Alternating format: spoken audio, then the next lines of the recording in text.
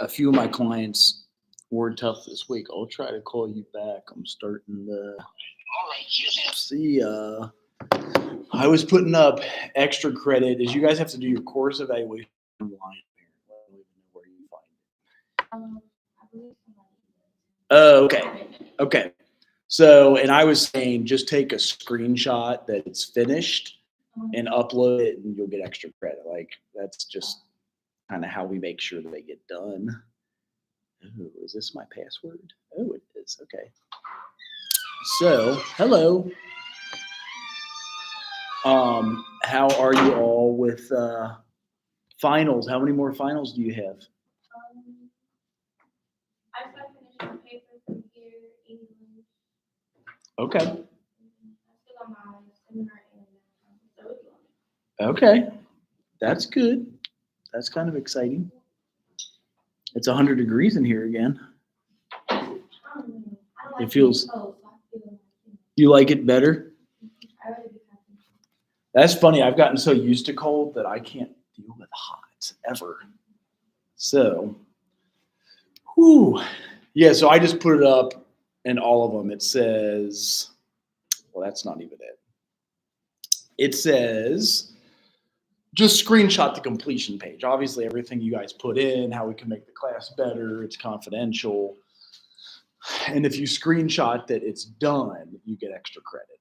That's all. So I don't even know how they send it to you. I guess you're saying it's through an email somehow. The course evals, it used to be paper. We'd come in with a big yellow folder and be like, here you go on this particular day. And then they got rid of it maybe because they didn't want to print them anymore. They got cheap, something like that. So that's weird.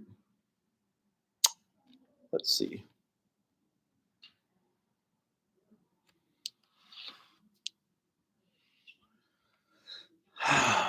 And I had everything pulled up on my other computer. It was our school computer and it crashed. Our school computers actually do suck. Did you all have to borrow a laptop from the school ever? Do they still let you all borrow laptops for free? Like you can sign it out somewhere? Okay. Oh my gosh, they got rid of all my files. That's sad. I feel sad now. And it's because I put it on that other computer and then it crashed. Oh well. Figure it out.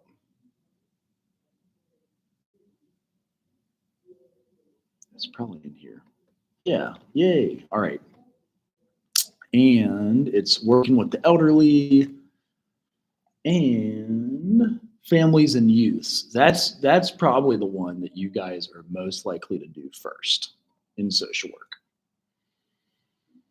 And I think that was the one I had done first because I felt the most comfortable with that. It was weird to work with dudes that were in a homeless shelter at 50 years of age because I was only 25 when I started social work. And you're talking to homeless vets and they're like, what the hell do you know? So it was easier to work with families and youth. So a lot of times I worked at Claremont Recovery Adolescent Recovery Center. You do work with both the moms and the dads and the families, but usually the kids like 16, 17, or 18. Same with that Lighthouse. And you do a home visit, get a treatment plan together. But here's some of what this chapter goes over, like contemporary family-centered services. So we started driving to the homes years ago. You guys are probably young enough. All you ever knew is a social worker goes to your house. And that was a new concept in like 2007 because nobody had gas, nobody had a car. So it made sense. Like if the social worker could come to you, you wouldn't have missed sessions. You wouldn't have missed appointments. This one's more with Child Protective Services. So that is an elective you all can take. I don't know if you've seen it. It's called Child and Family Services. And we have part 1 and now part 2, taught by Karen Johnson Jordan. If you take those into your internship junior or senior year, and then work 1 year for Child Protective Services, there is a $5,000 sign-on bonus the day you graduate and start working for Child Protective Services in the state of Ohio, though. I forget if you're both from Ohio. So you probably would go back and work in Chicago. Okay, which is fine. You could stay and do your master's in Ohio for 1 year and still do CPS.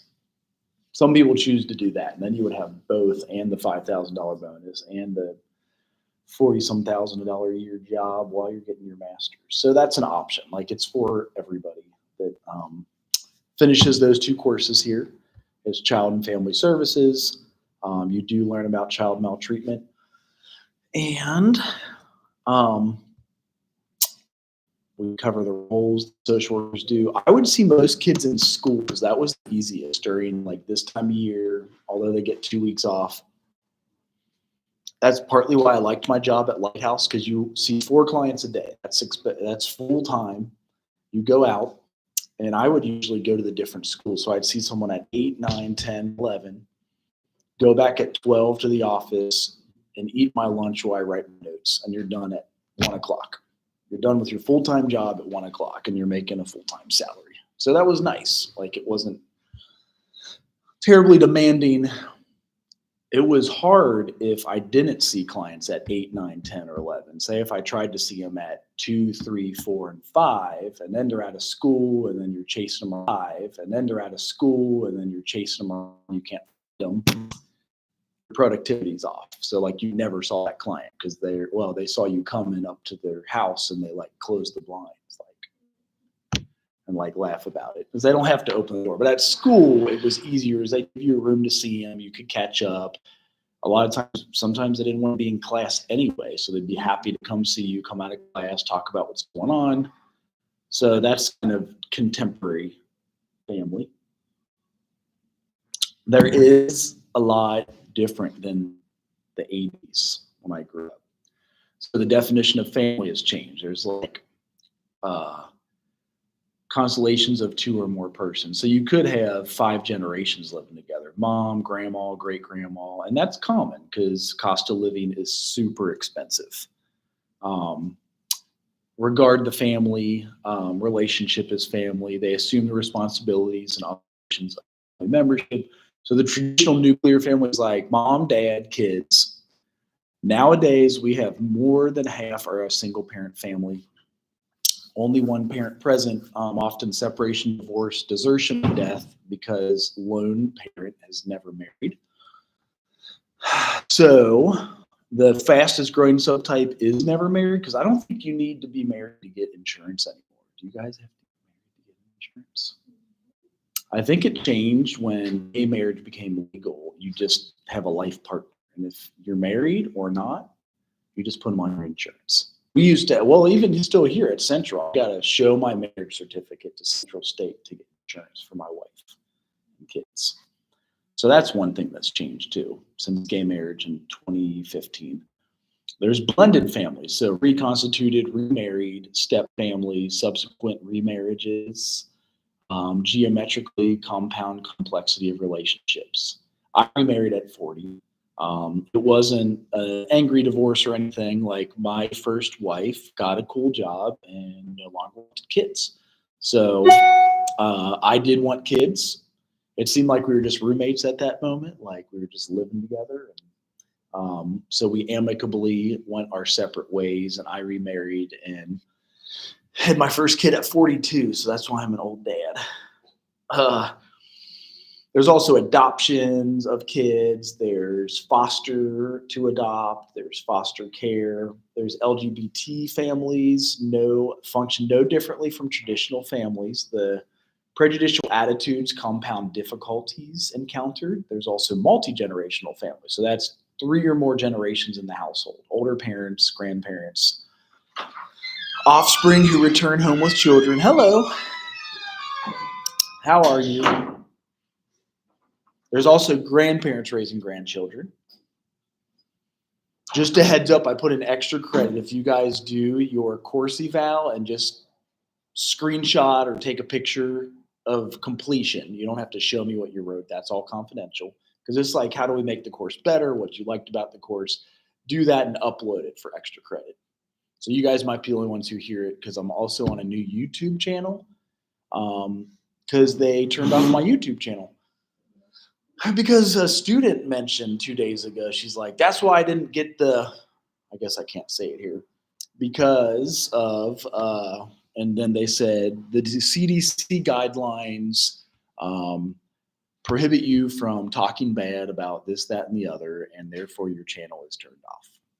So they turned off my channel again.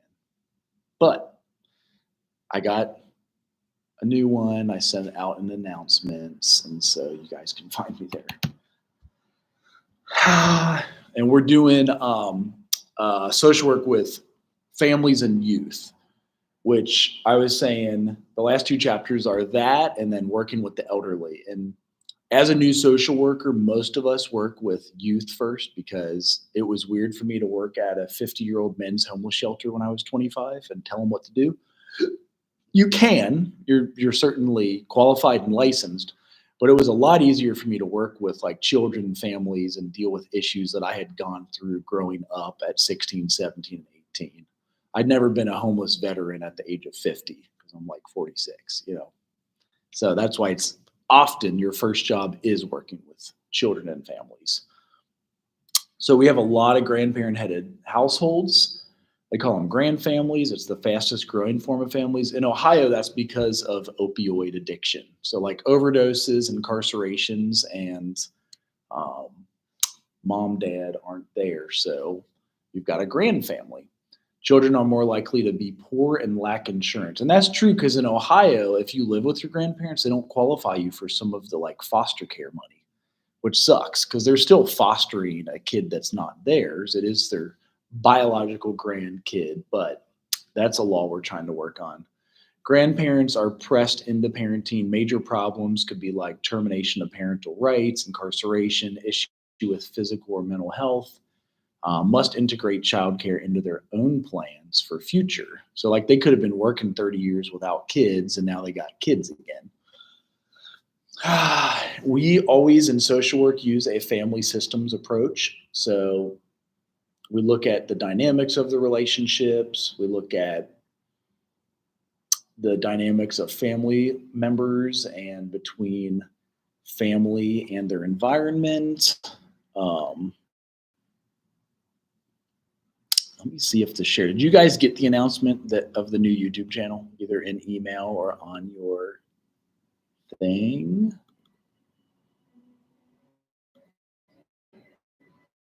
Sent at like 9:30 this morning, right when I was blocked on YouTube.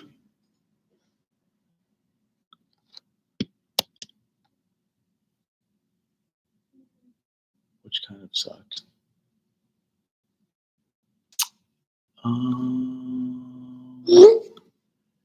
See if I can send it out, hopefully. But maybe it doesn't.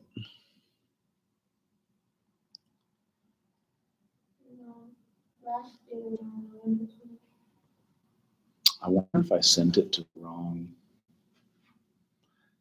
wrong channel. Let's go to your channel. Oh, weird. It says your call dropped. Oh. So D2L. Did you guys get the announcement of the extra credit at least?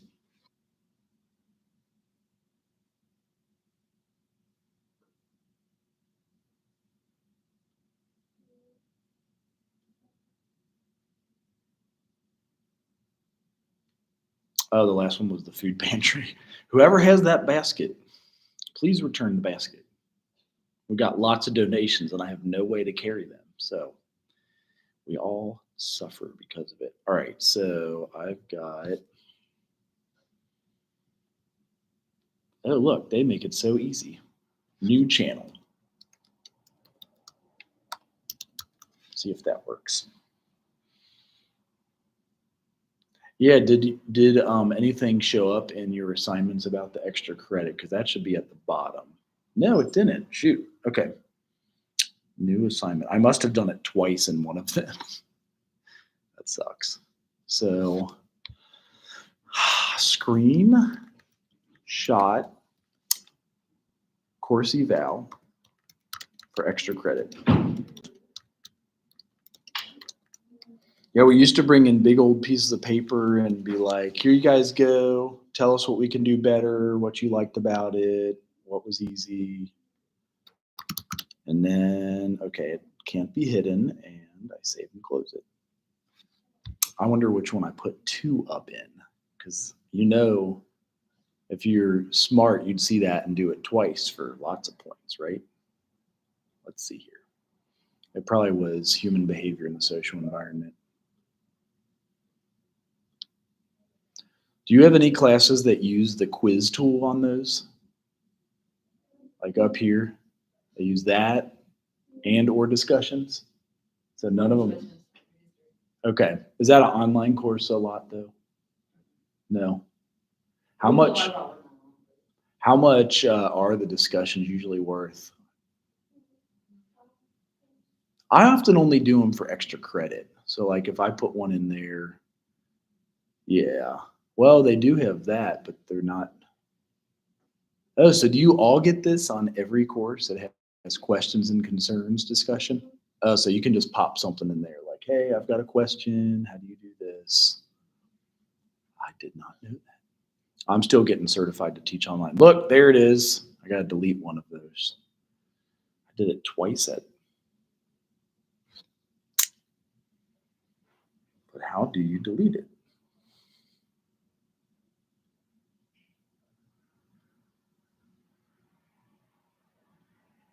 There we go. Okay, I put it twice in practice too, and then you guys didn't get one. So that's all. It's a screenshot of the course eval. And there you go. So back to our PowerPoint. Any of you want to work with children and families? Yeah. Yeah. Like I said, it's a lot easier when you're 21 and 22 to work with a 16-year-old than it is to work with a 45-year-old. I always got the aura from a 45-year-old, like, what the F do you think you know that you're talking about? That I'm 45, I got more life experience than you. I got this, that, and the others done. So, other contemporary families, we've got early childhood, quality care for children and older family members, accessible, affordable housing. These are some of the issues that come up. Paid family medical leave. That's what we get like when you have a baby. So like FMLA, you get 12 weeks off at every job without fear of being fired if you have a kid. Comprehensive health care services, gender equitable income supports, tax credits for dependents, and then same-sex marriage and adoption. You'll get a lot of this if you take child welfare as your elective. Defining maltreatment as any recent act or future act of a parent or caretaker which can result in death, serious physical or emotional harm, sexual abuse, exploitation, or an act or failure to act which presents imminent risk. Why do you guys think they say act or failure to act?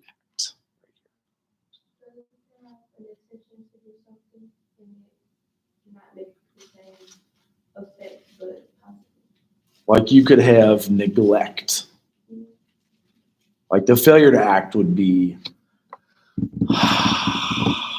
maybe the heat gets turned off and you don't like go take care of that and y'all freezing and kids are like more fragile bodies than ours and they could get real sick from it.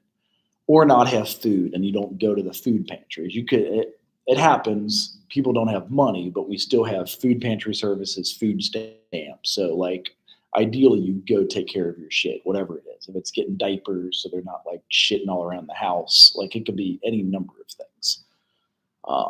Because then, yeah, failure to act, which if they shit on the floor and you got like disease in there, you got to clean it up. So just like different things that could come up. So there's state laws on child maltreatment. There are legal definitions for specific jurisdictions. So it's different in Chicago. Civil laws specify mandatory reporters. We as social workers are mandated reporters. So if we see something, we have to call 241 Kids. Like no matter what, we are mandated reporters. We have to call, and they investigate. We don't have to go in and like bust them. It's 241 Kids that will investigate and make sure they're safe. So that makes the call a little easier. Let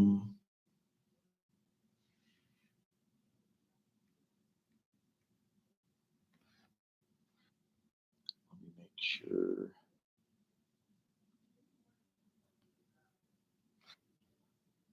And in criminal law, it will stipulate circumstances for taking action in criminal courts. Even like paying your alimony. So like I get divorced. If my first wife had kids, I gotta pay alimony. If I don't, different states are different, but like some of them, the state will pay, and then you owe the state. Other ways, but I think it is felonious not to. Here's all the different types of maltreatment. So you got physical abuse, that's willful non-accidental injury from harmful action of a parent or caretaker. Again, that's like beating them. Emotional abuse is probably more yelling at them. So like, and all of us have yelling families growing up, but it's like, how far does that go? Like, is it like, don't do that or stop? Or is it like, you're a dumb MF and you don't know, you're not going to make it anywhere, and like you're digging in? So parent or caregiver behavior that consciously intends to harm the kid emotionally, like creating a fear that's not even there. Like, y'all don't do this and I will do this to you. There's also child neglect. So failure to provide for children's basic needs. So again, that's food, water, shelter, a clean environment. And then sexual abuse. So that's sexual acts perpetrated on the child, often silenced by intimidating threats and exertion of power. And those are all 241 Kids calls. In your city, it might be called something different. In Cincinnati, it's called 241 Kids. So there is almost 10% of cases, 9.2 cases of child maltreatment per 1,000 of all ages. So that's actually more like 1% or 0.1%. Neglect is the most common form of substantiated child maltreatment. So it could be the nasty house, the food cupboards not full enough to get proper nutrition. Is that the food pantries? They make sure you get like vegetables and like healthy shit and all kinds of different things.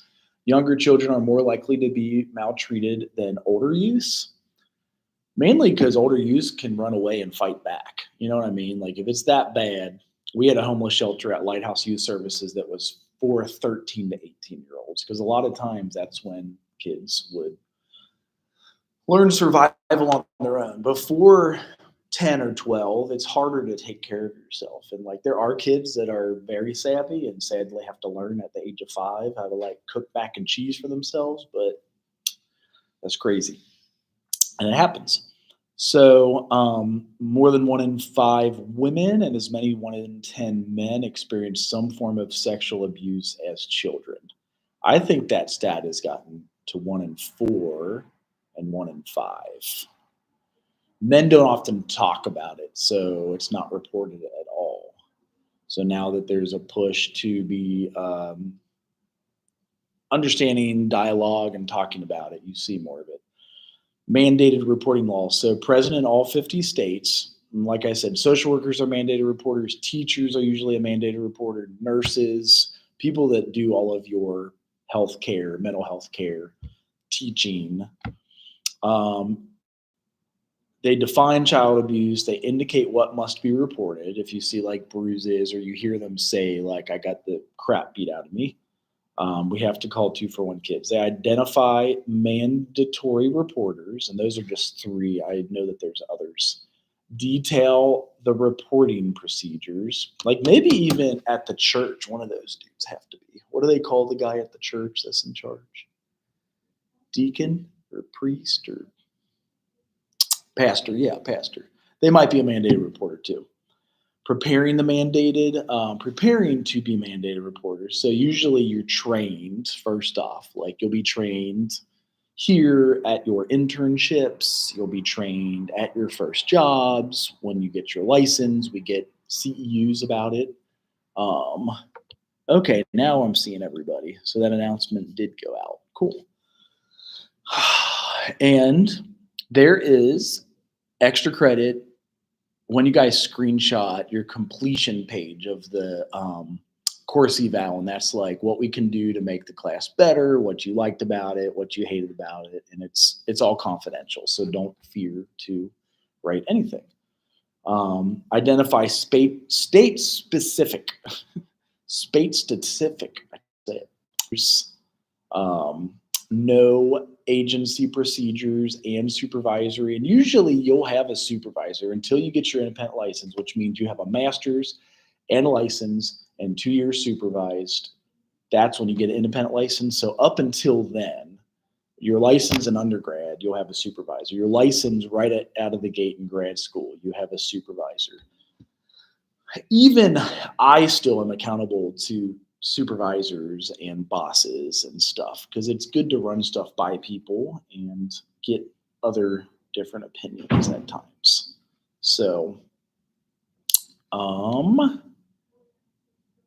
any of you presenting, I feel like you're not because you've all done it.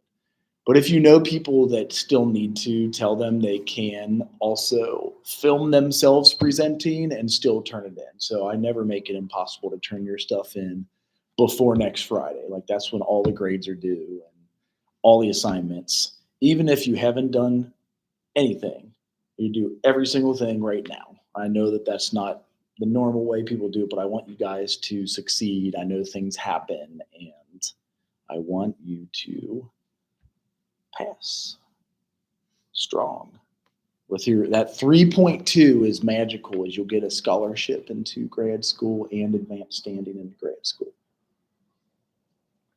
3.25, I think they gave me what's called the Kentucky Graduate Scholarship when my tuition was only $3,000 a semester.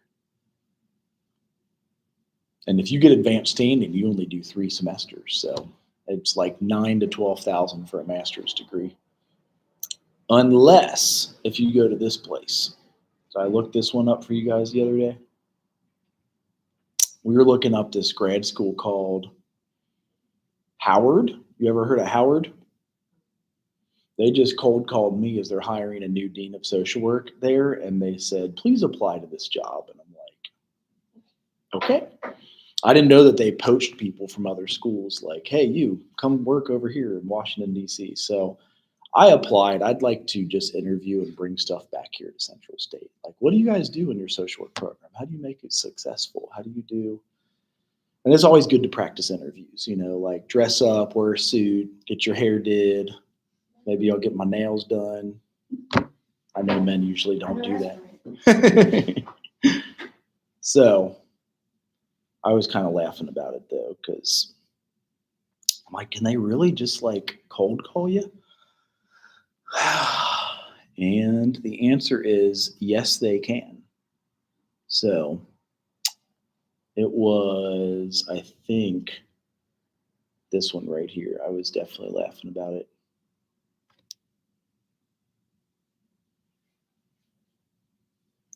Oh, it was from Howard University. So are they like the #2 social work program or HBCU? 75,000 a year? Holy shit. So it says, good morning, huh?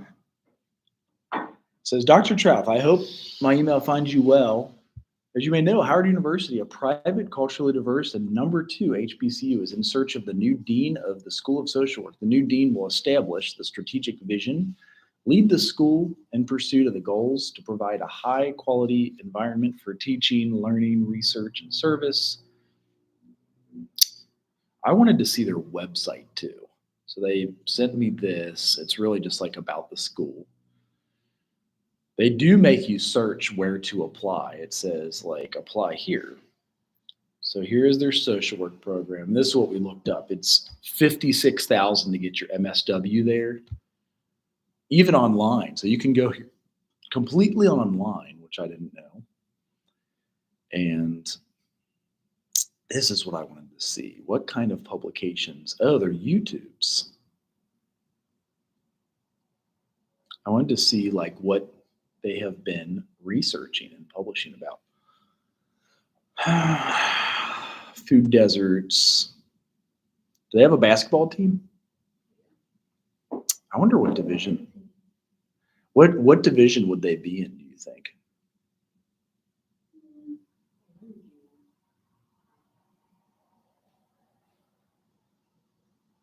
This is it. Okay, I wanted to see what their research is on. Because a lot of ours is on racial disparities in mental health.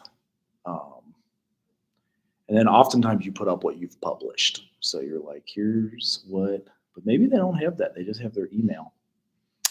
But she's an adjunct. That wouldn't be a good example. Let's go to somebody who is a full professor. Dang. Are they? All these professors are Black women. You do like that? Yeah, I agree. That's why I kind of was curious when they sent me the email, like we're hiring a director, and I think I'll walk into the interview and be like, oh, fuck. What's that? Like, we didn't mean to send it to you, dude. Like, how do you think they like found you? Because I'm director of social work at HBCU. Oh, That's the only thing I can think of. And there's only like how many HBCUs in the state of, in America, I should say. There's 2 in Ohio, but there's probably like, is there 50 or 60 HBCUs? I'm kind of shocked that they're all adjuncts though. Like that's disappointing to me. I like that they're all Black what does that women. mean? It just means you're like part-time. You teach one class. You know what I mean? Like you need 3 or 4 over 5 months to teach one class. That's kind of bullshit. They're all adjuncts. Where are their full? Okay, here's associate dean for, but that's not even assistant professor. Here we go. This is what I was looking for. There's actually 101 HBCUs. Is it so? Is the 60 number the public HBCUs, and there's a bunch of private or accredited HBCUs? Okay. Oh, she's training for expert. That's interesting.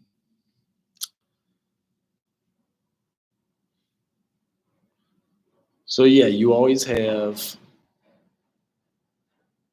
a director of social work, chair, so that means that they have their own department of social work. So she must have a lot of publications. This is where direct practice concentration. Let's see.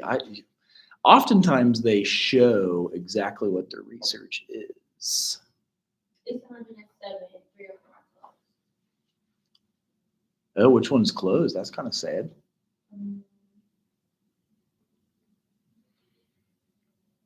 Lewis College of Business closed in 2013. St. Paul's closed in 2013. So far, 80% of their people. Here we go. This is what I was looking for.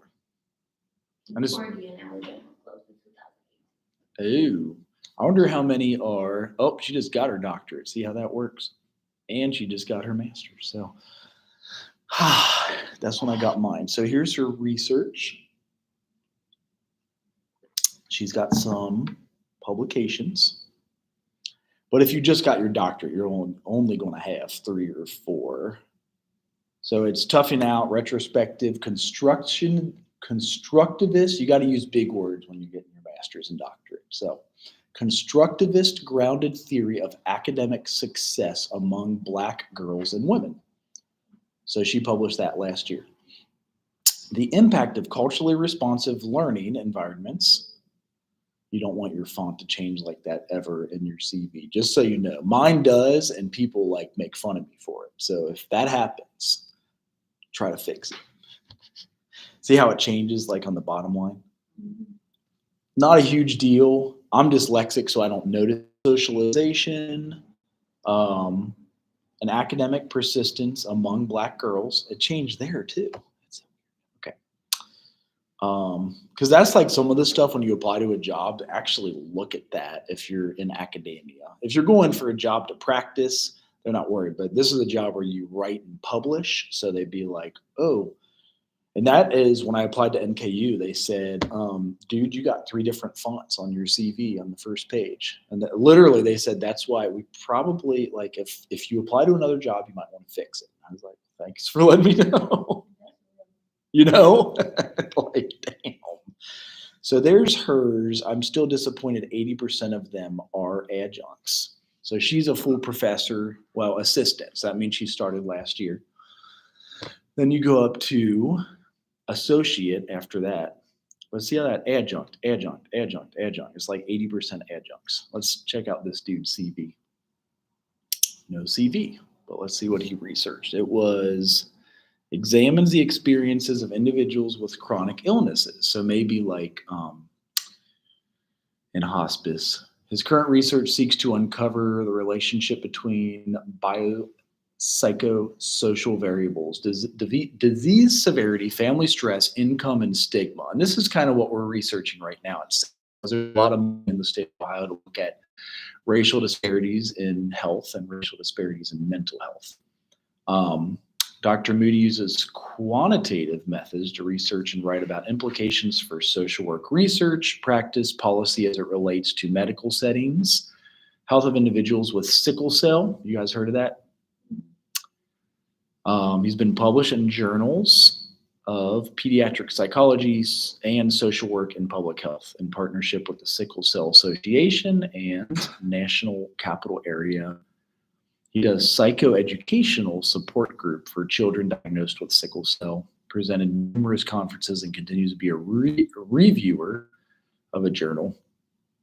So these would be the people that are like full-time. So you see them every day. Adjuncts, you guys might have adjunct professors, believe it or not.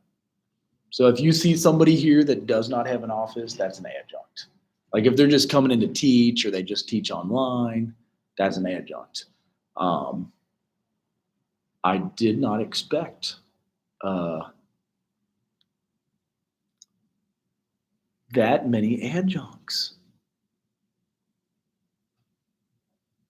So does this dude have a CV? Because sometimes, you know, like one has a CV. I guess sometimes we don't have them on our website, and I think that's disappointing. But okay, so he's got his publications here too.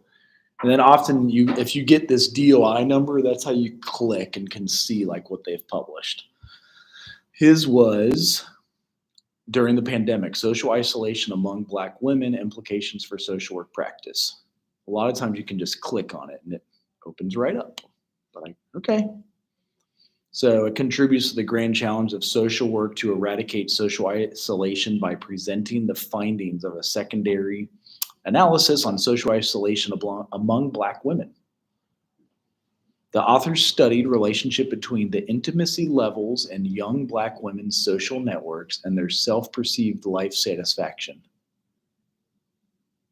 So are they saying like they're active on Facebook, but they don't go out much? What do you guys think? The study informs cultural sensitivity of Erican psychosocial stage model of development and has important implications for social work education and practice.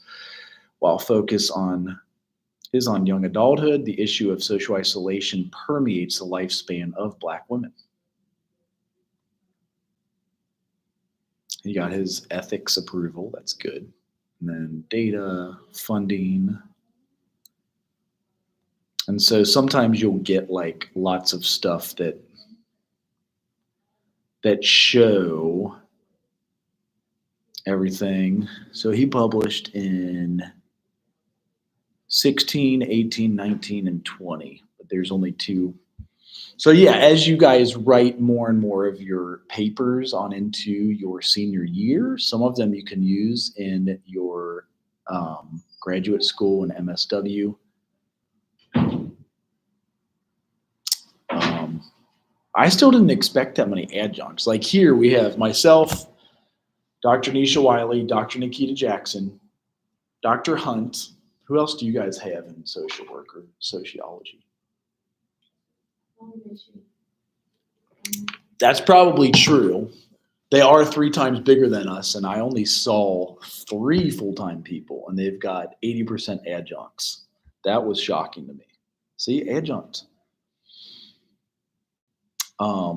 Adjunct, adjunct. She is assistant professor. I want to look at adjunct, adjunct, adjunct, adjunct, adjunct, adjunct. There's a lot of research on how adjuncts only make about $25,000 a year and can't even support themselves. It sucks because you get a doctorate, you try to get a job. To get a teaching job, you need to have publications. She's an adjunct. She's an adjunct. She's an adjunct. All right, let's go to the bottom. I wanted to see the last one who had. She might have had some publications because if you're. No, wait, it just said adjunct assistant. What?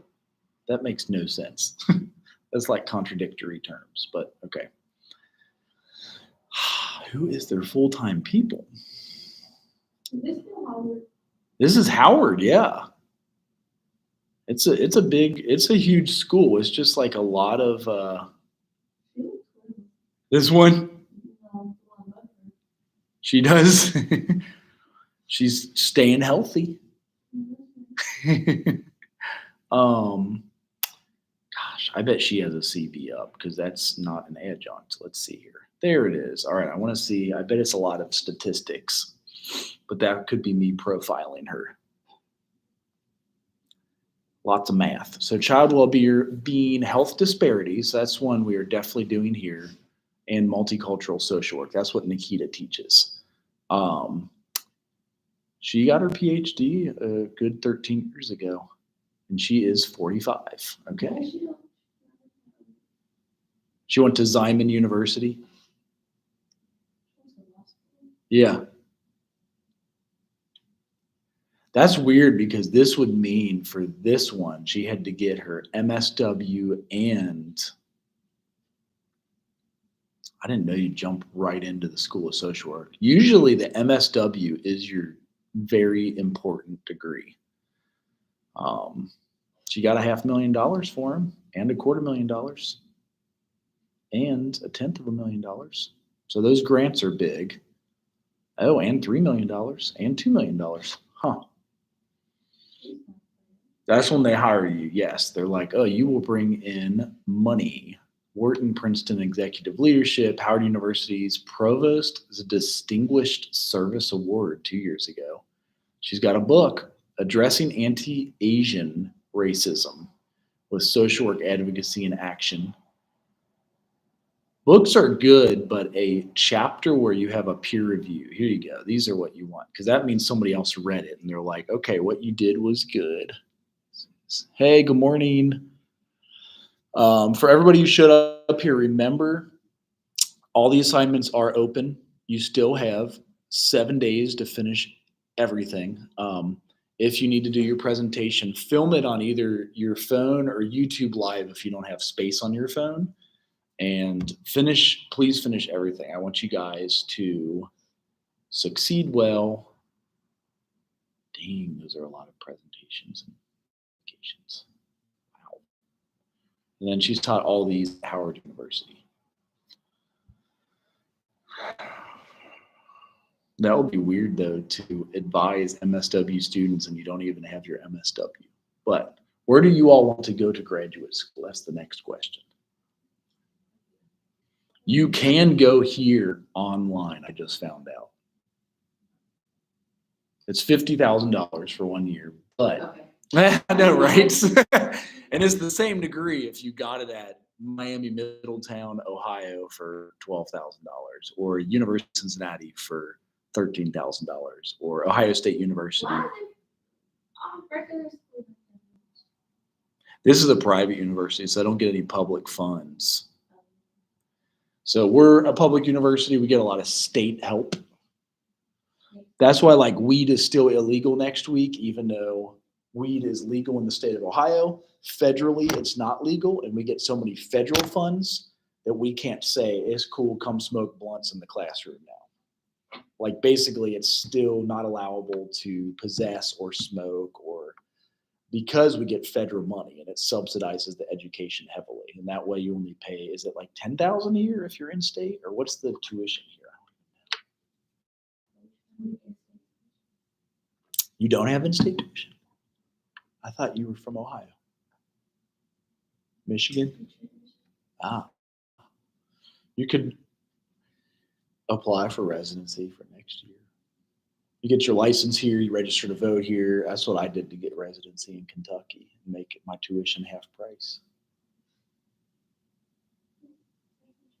Yeah. You do kind of break from the dependency of your parents, which sucks, but it's not like parents want to give you a bunch of money after you're 18 anyway. Yeah, you just become an Ohio resident. I did that in Kentucky and I finished graduate school that way. Oh, they have a dean, a registrar. Well, so this is the position they're hiring for right here. She must be retiring. Interesting. She does not have a CV.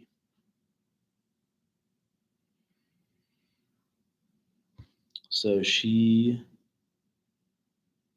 got a PhD at Howard in 97 and her MSW in 1975. What is Catholic University? Is that a HBCU? She must be from Washington. And she published a few. So yeah, if you guys had an interest in education, oh, this is the dean too. That's for academic affairs. That's almost like their own provost.